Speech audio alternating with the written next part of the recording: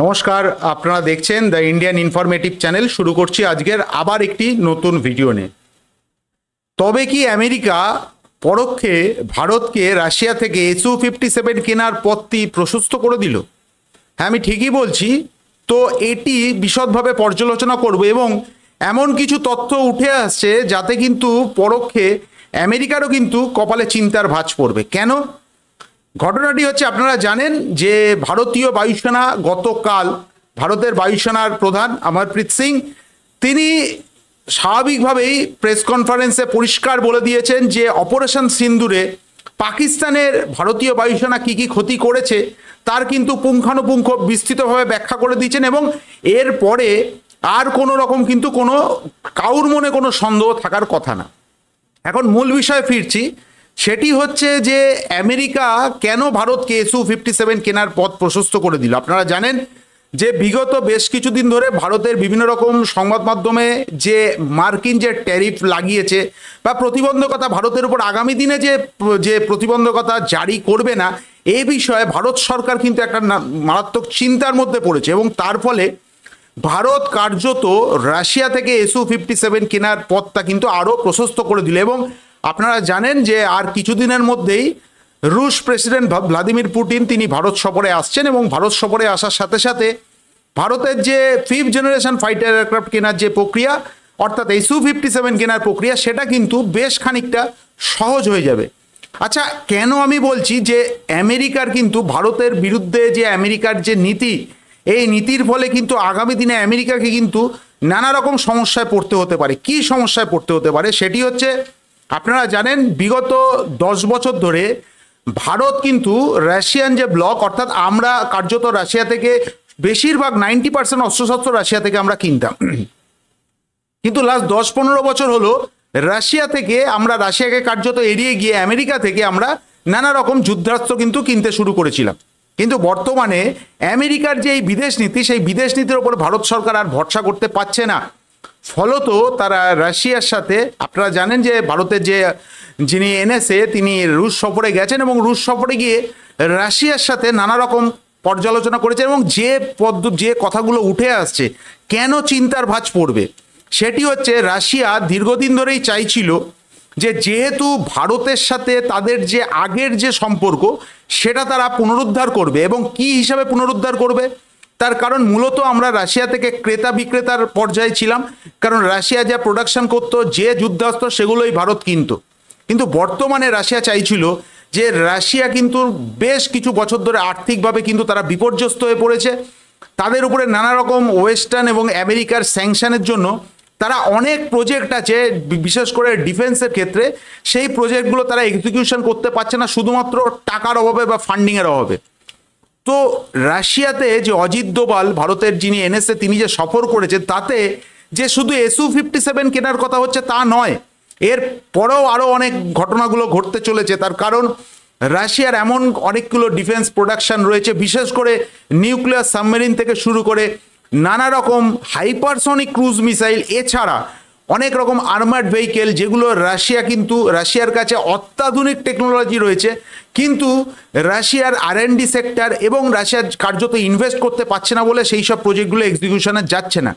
এবার রাশিয়া যেটা করতে চাইছে, তারা ভারতের সাথে এই সব প্রজেক্টগুলোকে জয়েন্টলি করতে চাইছে এবং তারা চাইছে যে ভারত যদি প্রপার ফান্ডিং করে, সেই ক্ষেত্রে তারা ভারতেই সেই সব সেই উপকরণগুলো ভারতেই তৈরি করবে। দরকার পড়লে ভারতের বেসরকারি কোম্পানির সাথে তাদের অনেক অংশেই কথা হয়ে গেছে এবং ভারতের যে স্টেট ওন কোম্পানি, তাদের সাথেও রাশিয়ার কিন্তু নানা রকম কথাবার্তা প্রায় চূড়ান্ত হয়ে গেছে। এক্ষেত্রে যেটা হতে পারে সেটি হচ্ছে, আগামী দিনে রাশিয়ার অনেক প্রোডাক্ট আছে যেগুলো আমেরিকার সাথে টক্কর দেওয়ার মতন রয়েছে, কিন্তু ফান্ডিংয়ের অভাবে তারা করতে পারছে না, সেগুলো তারা ভারতের সাথে যৌথভাবে তৈরি করতে চলেছে। এতে যেটা সমস্যায় পড়বে আমেরিকা, সেটি হচ্ছে, আমেরিকা জানে এমন ডিফেন্স কিছু প্রোডাক্ট আছে যেগুলো এই মুহূর্তে বিশ্বে কিন্তু কোনো দেশের কাছে নেই। উদাহরণস্বরূপ আপনারা বলতে পারি C-17 গ্লোবমাস্টার। এই C-17 গ্লোবমাস্টার আপনি চাইলেও কিন্তু বিশ্বের কোনো দেশ কিন্তু এই C-17 গ্লোবমাস্টারের মতন যে এই ধরনের যে কার্গো প্লেন তারা তৈরি করে না। বর্তমানে এমন অবস্থা হয়েছে, বিশ্বের বহু দেশ আমেরিকাকে রিকোয়েস্ট করছে যে C-17 গ্লোবমাস্টারের প্রোডাকশন ইউনিট খোলার জন্য। অপরদিকে আমেরিকা থেকে যে P-8I যেগুলো আপনারা জানেন বা ভারতীয় নৌবাহিনীর ক্ষেত্রে যে সার্ভিলেন্সের যে প্লেন ব্যবহার করা হয়, তারও এই মুহূর্তে কোনো বিকল্প কিন্তু বিশ্বে নেই।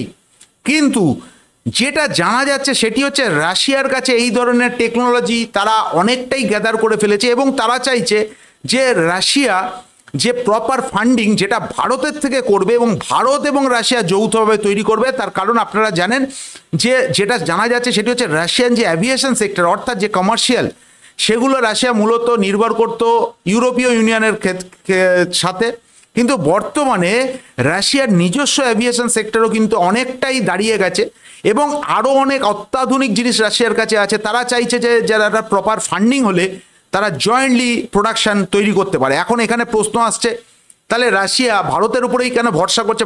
রাশিয়া তো চায়নার উপরও ভরসা করতে পারে, চায়না থেকে ফান্ডিং নিতে পারে। কিন্তু এই ক্ষেত্রে রাশিয়ার মনে একটা ভয় আছে। তার ভয়টি হচ্ছে যে রাশিয়া দেখেছে যে ভারতের সাথে যে ব্রহ্মসের যে জয়েন্টলি প্রোডাকশন হয়েছে তার কিন্তু রয়্যালটি এখনো পর্যন্ত রাশিয়া পাচ্ছে এবং নতুন করে ভারত কিন্তু এর পেছনে কোনো রকম কোনো যে একে যে রিভার্স ইঞ্জিনিয়ারিং করে অন্য কিছু তৈরি করা সেটা কিন্তু ভারত তৈরি করেনি। কিন্তু এবং চায়নার ক্ষেত্রে যেটা সমস্যা হচ্ছে, চায়না কিন্তু রিভার্স ইঞ্জিনিয়ারিং করে কার্যত রাশিয়ার যে ব্যবসা এবং এতদিনের যে R&D সেগুলো কিন্তু নষ্ট হয়ে যেতে পারে। তো সেই ক্ষেত্রেই বলা হচ্ছে যে রাশিয়া এত অত্যাধুনিক জিনিস রাশিয়ার কাছে রয়েছে যেগুলো তারা এক্সিকিউশন করবে ভারতের প্রপার ফান্ডিংয়ের মাধ্যমে, এবং এই যে ফান্ডিং এই ফান্ডিং তারা ভারতের থেকে চাইছে, তারা জয়েন্টলি প্রোডাকশন করবে। সেক্ষেত্রে ভারতে যদি প্রোডাকশন হয় তবে সেক্ষেত্রে অনেক যে ইউরোপিয়ান যে ইউনিয়ন তারা যে রাশিয়ার ওপর ডাইরেক্ট যে স্যাংশন যে আরোপ করেছে, ভারত যদি ডাইরেক্ট রাশিয়া থেকে পারচেস করে তবে ভারতের ওপরেও কিন্তু আমেরিকার পর এবার কিন্তু ইউরোপীয় ইউনিয়ন ভারতের উপর স্যাংশন লাগু করতে চাইবে। কিন্তু যদি জয়েন্টলি প্রোডাকশন হয় সেই প্রোডাকশানে কিন্তু কোনো রকম কোনো ভারতের উপরে কোনো প্রতিবন্ধকতা কিন্তু জারি করতে পারবে না বিশ্বের কোনো দেশ। সেই ক্ষেত্রে রাশিয়া চাইছে যে এই সুযোগটাকে তারা কাজে লাগাতে চাইছে, দীর্ঘদিন ধরেই তারা এরকম একটা সুযোগ চাইছিল। কিন্তু বর্তমানে আমেরিকা কার্যত নিজের পায়ে নিজেই কুড়ুল মেরেছে। আমেরিকাই কিন্তু ভারতকে যে রাশিয়ান ব্লকের দিকে আবার পুনরায় ফিরে যেতে কিন্তু সাহায্য করেছে তাদের এই ধরনের বিদেশ নীতির ওপরে। এছাড়াও নানা রকম ভয় কিন্তু এরপরেও থেকে যাচ্ছে, যেটা হচ্ছে আমেরিকা এরপরে যেটা করতে পারে সেটি হচ্ছে ভারতের যে তেজাস মার্ক 1 বা তেজাস মার্ক 2 যে আপকামিং যেসব ইঞ্জিনগুলো আছে সেই ইঞ্জিনের ওপরে কিন্তু আমেরিকা প্রতিবন্ধকতা জারি করতে পারে, যাতে ভারতের যে আপকামিং যে প্রজেক্ট যেটাকে বলা হচ্ছে ভারতের এই মুহূর্তে যে ব্যাকবোন হতে চলেছে ভারতের নিজস্ব দেশীয় প্রোডাক্ট, সেক্ষেত্রে কিন্তু একটা সমস্যা সৃষ্টি করতে পারে। তো বিভিন্ন রকম ইঞ্জিনের বিষয়ে রাশিয়ার সাথে কথা হচ্ছে। রাশিয়া অনেকটাই তাদের যে ইঞ্জিনের যে সমস্যাগুলো ছিল সেগুলো তারা রেকটিফাই করে নিয়েছে। রাশিয়া চাইলে নতুন করে এই যে সব ইঞ্জিন যেগুলো ভারত আমেরিকা থেকে পারচেস করছে সেই ইঞ্জিনের কি করে বিকল্পভাবে ভারতেই তৈরি করা যায়। তার কারণ আপনারা জানেন, আমি বহু আগে আপনাকে আমাদের একটি চ্যানেলে আমার ভিডিওতে বলেছিলাম যে রাশিয়া কিন্তু তাদের যে RD-33 ইঞ্জিন যেটা MiG-29 লাগানো ইনস্টল করা থাকে সেই ইঞ্জিনেরও কিন্তু 5th জেনারেশন ইঞ্জিন তারা প্রজেক্টে অনেকটাই এগিয়ে গেছে। সঠিক যদি ফান্ডিং পায় তবে এই ধরনের ইঞ্জিন কিন্তু তারা ভারতের যে তেজাস মার্ক 1 বা মার্ক 2 ক্ষেত্রে যে ধরনের ইঞ্জিন দরকার সেই ধরনের ইঞ্জিন কিন্তু রাশিয়ার কাছেও রয়েছে।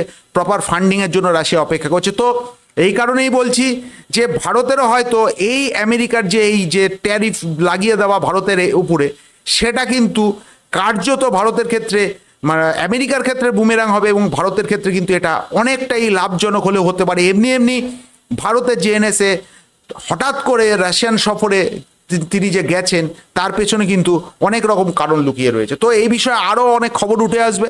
তো আজকের ভিডিওটি এখানেই শেষ করছি। আপনাদের যদি কোনো কমেন্টস করার থাকে কমেন্টস করবেন। ভিডিওটি শেষ পর্যন্ত দেখার জন্য ধন্যবাদ। জয় হিন্দ।